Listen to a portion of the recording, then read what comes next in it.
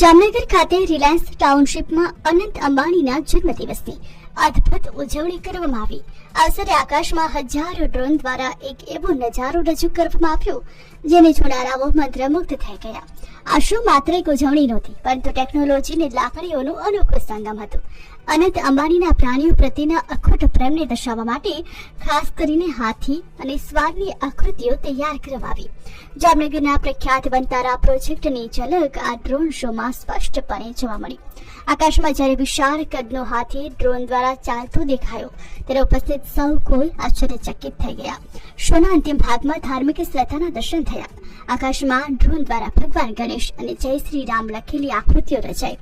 આધ્યાત્મિક પ્રસ્તુતિએ વાતાવરણને ભક્તિમય બનાવી દીધું। સાથે જ નવદંપતિ અનંત અને રાધિકાની સુંદર જોડી પર આકાશમાં તેજસ્વી તારાઓની જેમ ચમકી ઉઠી।